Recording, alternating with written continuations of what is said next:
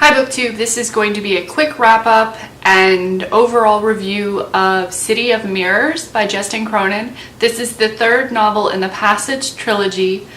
The other two books are The Passage, of course, which is the first novel, and the second book, which is The 12. I'm going to try for this to be completely spoiler-free, so if something from a previous novel is a major outcome, or if an event from this book could interfere in some way with the previous novels, I'm not going to mention those things. I might do a spoiler-laden review at another date, but this is going to remain spoiler-free and pristine and just be my general thoughts on how it was written, things I really enjoyed, if it tied the series together really well, if I regret reading it, because as you all know, did not care for the 12, though after going through the sort of synopsis where it wraps up the things that happened in the previous book, there were some things about that book that I did enjoy.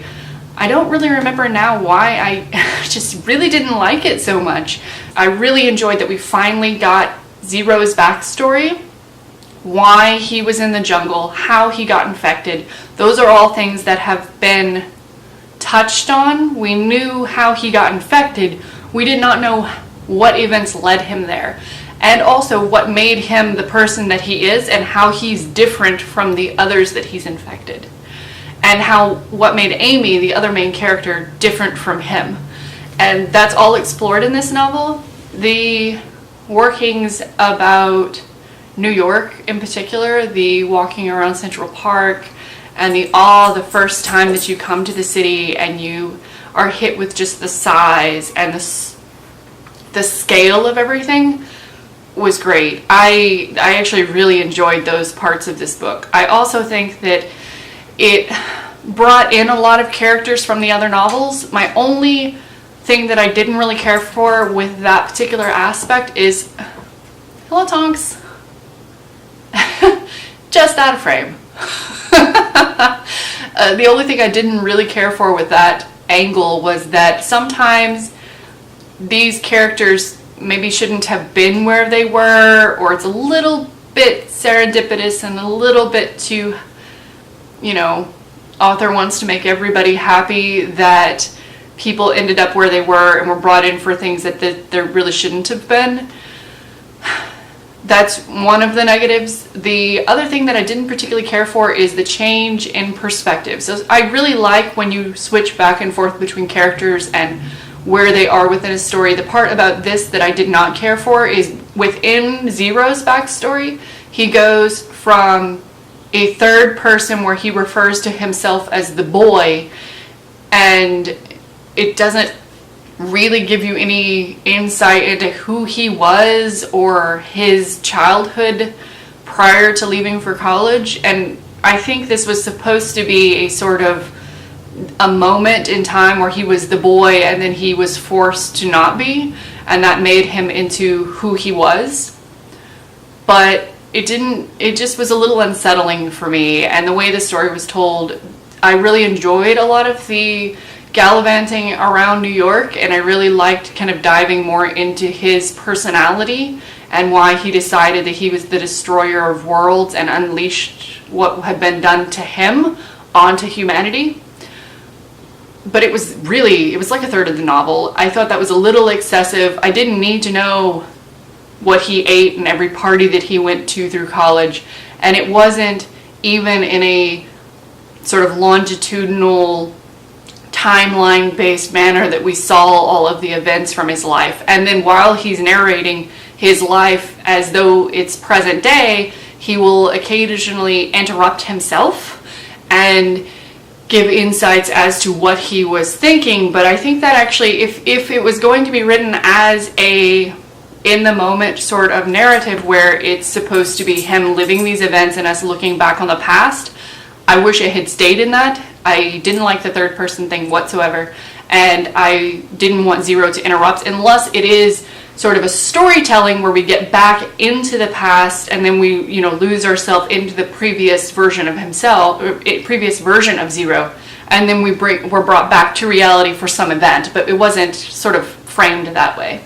One of the things that he touches on is intellect and how being different or having an analytical mind that means that you see things sort of askew from normal populations is a dividing point, that it makes you an outsider in most situations. He talks about sometimes being not just gifted or not just, having that analytical mind, but being so far above even the smartest other people in the field that you have no one you can talk to. No other person on the planet can relate to you, and the isolation that involves. So the other part of the novel takes place here in Boston, and I really liked him walking around Boston, and I really liked him kind of bringing back what it's like to kind of live in the city, and what it's like to go to college, and the scariness of being in an ultra competitive field, in an ultra competitive environment, and it's in gradation, so you went from being the largest fish in a small pond to suddenly a bar has been raised, and now there's other people who are just as smart as you, and then that sort of gradation of slowly always being different and never quite fitting in, and the people who went to class with him that couldn't even relate to other people at Harvard. And one of those was his roommate, who he was the only friend this guy had, and he talks about how isolating that was. So I just want to read a quick quote from that. "What I had begun to discern in my roommate was the price of being too smart. He possessed an intellect capable of calculating reams of data without taking any pleasure in any of it. The world was a collection of interlocking systems divorced of all meaning, a surface reality governed only by itself."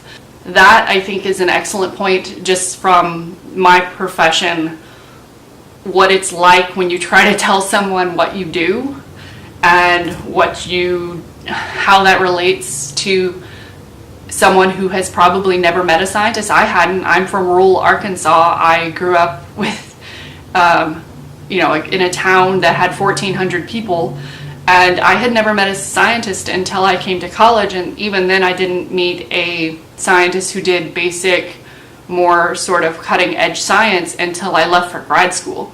And at this point I'm 25. So that disconnection between what you actually do and what others perceive you to do, and also how to explain something that comes so naturally to you. I think the author really captured that in the creation of Zero's roommate.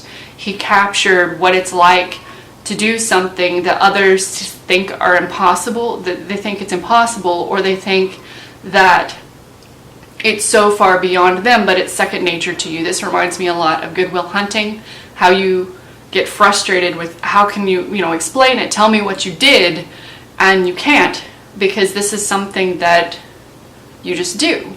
And I think he really nailed, I'm not saying this about me, but he really nailed some of the scientists that I have come across throughout my lifetime thus far, and how socially they don't always mesh with the rest of society, and how sometimes they're shunned for how they are, and that's sad.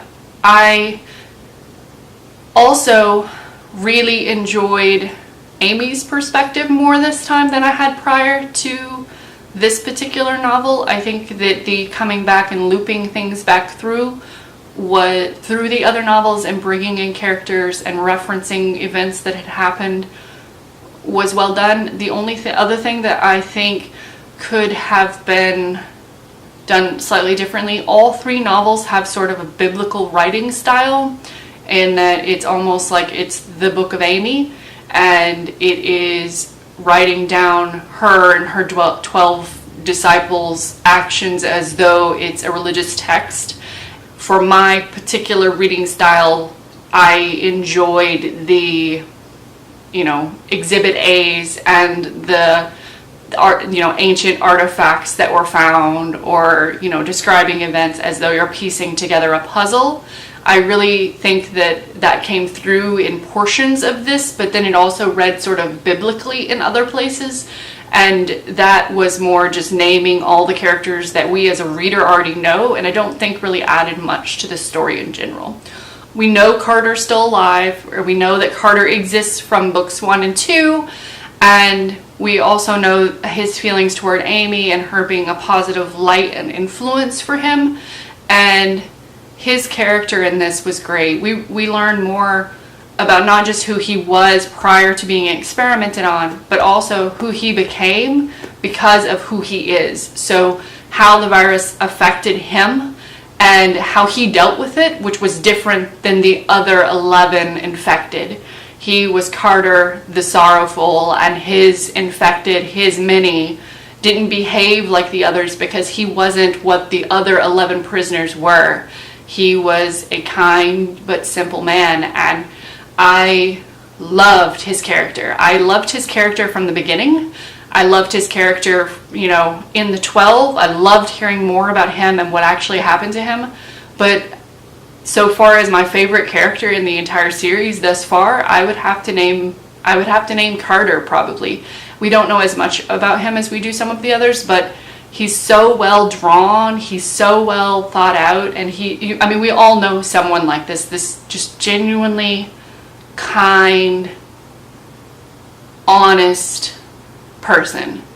And I think that Justin really wrote that well and wrote that sort of everyman kindness and neighbor and helper and hard worker that all of us have met at some point in our life. I think Carter is that person and the literary embodiment of that. And it's sad. I would like to just have a spin-off novel that's him and what he did immediately post-infection. And he talks about the first time that he took a life and what that did to him. And so many spoilers. I just want to say all of them, but I know I can't, so I might do a spoiler video just so we can talk about Carter. But if you've read this, please let me know. And if you have liked the series, put a comment down below. Who was your favorite character so far? Did you like Amy the most? Did you like Michael? I'm interested to know. That's why we're here, to talk about books. So I hope that you're having a great day, and I will chat with you soon. Bye.